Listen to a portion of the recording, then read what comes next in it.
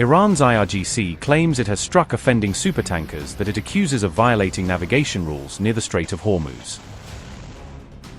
Tensions around Hormuz are rising as Iran moves to punish what it calls rogue ships in the narrow vital waterway. The IRGC alleges the tankers switched off their tracking systems and followed an illegal route through contested waters. Tehran insists a southern route cutting through Omani waters is off-limits, calling it a dangerous corridor for shipping. Iran accuses the US of pushing the tankers into a dangerous corridor near Hormuz to test its resolve and rules. The IRGC says repeated radio warnings were ignored by the fending vessels before it decided to take action. Iran claims the ships were hit and disabled in a calibrated response meant to stop further violations. Tehran accuses Washington of using civilian tankers as pawns in a wider confrontation at sea. Iran insists it is merely defending its territorial waters and regional maritime security against foreign interference. The strike reportedly killed one Indian crew member and left 8 others injured, according to Iran International. The UAE says Iran used 2 cruise missiles in the attack and has vowed it will respond.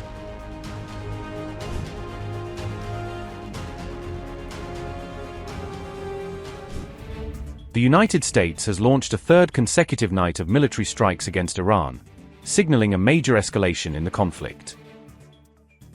President Donald Trump has ordered a fresh wave of attacks as U.S. Central Command vows to keep increasing pressure on Iranian forces. U.S. Central Command said, and I quote, "At 4:45 p.m. ET today, U.S. Central Command began launching the 3rd consecutive night of strikes against Iran, at the Commander-in-Chief's direction. These strikes will continue imposing a heavy cost on Iranian forces and degrade their ability to attack innocent civilians and commercial shipping in the Strait of Hormuz." Unquote. According to CENTCOM, the operation will continue until Iran's military capabilities are significantly degraded. The latest strikes are also aimed at protecting international shipping through the Strait of Hormuz. Fresh explosions have been reported across Bandar Abbas as the latest round of U.S. strikes hit southern Iran. Iranian media also reported multiple blasts on Kish Island, suggesting the conflict is spreading to more strategic locations. Iran has responded by launching cruise missiles at a U.S. vessel operating in the Gulf, according to reports. Tehran also claimed that its drone strikes targeted American military facilities inside Kuwait. Iranian officials further claimed that several U.S. bases in Kuwait were successfully hit during the retaliatory operation.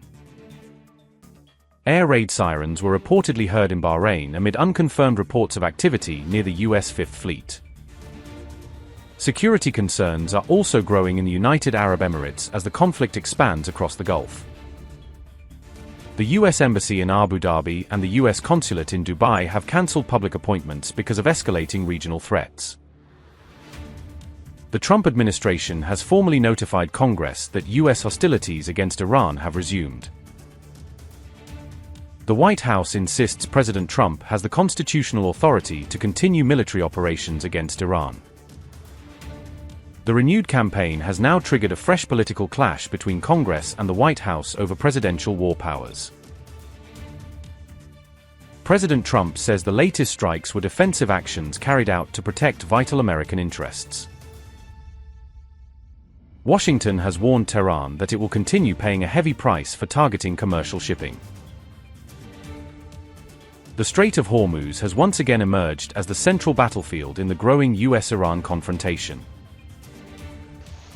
With missiles, drones, naval attacks and airstrikes intensifying, the Gulf region appears to be moving closer to a much wider war.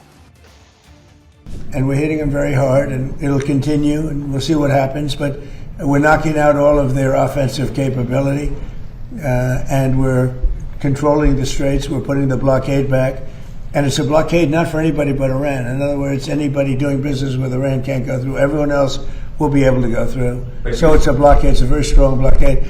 The blockade was probably more effective even than hitting them, but I think the combination is the thing that really does it. But you think a deal is still possible? You think they'll return to that? Yeah, I think a deal is possible, sure, I do. But, Mr. President, you noted the United States is bombing Iran again. I mean, you've been bombing Iran for months now. Is this just the new normal for the American people? Well, we're in Vietnam for 19 years. We're here for 4 months. So I think we've done a lot. We've knocked out their Navy in a period of 1 month. We knocked out their Air Force. Their Air Force is non-existent. We knocked out most of their missiles, most of their drones. We knocked out their drone manufacturing capability, about 92%. Their missile capability for manufacturing, we knocked out 89%. And they have a little capability, but they don't have any capability for us. This is almost a military skirmish. Now, with all of that being said, you have to get people that want to make something. We had a deal with them 2 days ago, and then they said, oh, we can't make that deal. We have to negotiate it further. And this is what they've done for 47 years. The difference is nobody negotiated like I do. And this should have been done by Bush and Obama and Biden and people before them, frankly. It's 47 years they've been ripping off everybody and really hurting and killing thousands of people. So they killed 52,000 protesters, but they killed many, many people with Soleimani, who I killed in the first term. Soleimani killed many people, many people, and not only killed, when you see a young former soldier walking around with no legs, no arms, a face that's been horribly hurt, that was done by Iran. That was done by Soleimani, who was a person that was very evil. He was an evil genius. He was looking to take out a lot of our military installations in Iraq and Iran, and I got him before he got us. So we have to do what we're doing, and the strait is open. It will be open. We've cut down their capability very substantially, but they're going to fight for a while. Our military has done a fantastic job. And the bottom line, though, and I say it to everybody, and I say it as much as they want to listen, Iran will not have a nuclear weapon. If we didn't bomb them with the B-2 bombers, that plane right there, if we didn't bomb them, they would have had a nuclear weapon long ago. Within 1 month from the day we bombed them, they would have had, if we didn't do it, they would have had a nuclear weapon. If they had a nuclear weapon, Israel would no longer be with us. The Middle East probably would no longer be with us, because you saw they sent missiles to 5 different countries that never even knew they were involved, because they're stone cold crazy. They are crazy.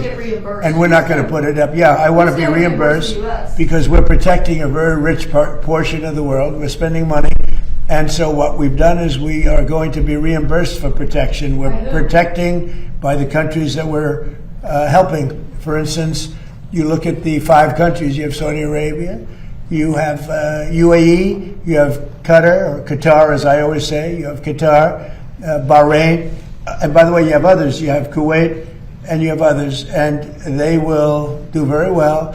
But we think it's appropriate that we don't need them. We have more oil than any other country in the world. When you add Venezuela, which has been amazing, which has tremendous amounts of oil that we control, when you add Venezuela and everything else, we have more than 50% of the world's supply. We don't need it, but we need it from the standpoint of protecting allies, et cetera, including Israel, including Saudi Arabia, including Qatar, including UAE. We're protecting all of them, and we've done a very effective job. So 4 months ago, these people had military that was very strong, by far the strongest probably in the Middle East. They were called the bully of the Middle East. Now they don't have a Navy. They have 159 ships underwater. They had a total of 159 ships. Now every one of them is underwater. They had 230 airplanes, attack planes. They're all gone. They're gone. They had tremendous radar. It's all gone. They had tremendous anti-aircraft. It's all gone. Sadly, their leadership is all gone. They had their first-tier leaders are all dead. Their second-tier leaders are all dead. Their third-tier leaders, who we're dealing with, more or less, some of them are already gone. And then you read fake news like your network, CNN, which is fake news.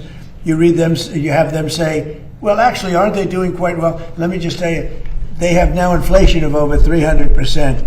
4 months ago, they had inflation of 5%. Now they're at over 300, could be 350%.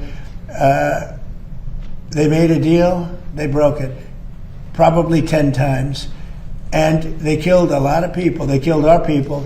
But the protesters, what they've done to the protesters, 52,000. Have you ever seen any of the burial lots where they're burying the protesters? They killed 52,000 protesters, and on my watch, they can't do any of that. So we have them in a position that they don't have any military. There's not a thing they can do about it. All they have is fake news, because they have the fake news, would rather see us lose the war than win the war, which is really treasonous, in a certain way. So we're doing another very major attack tonight. They want to make a deal. They came back. We made a deal 2 days ago, and they want to make a deal. They've been negotiating for 47 years, but nobody's ever hit them militarily. We're hitting them very hard.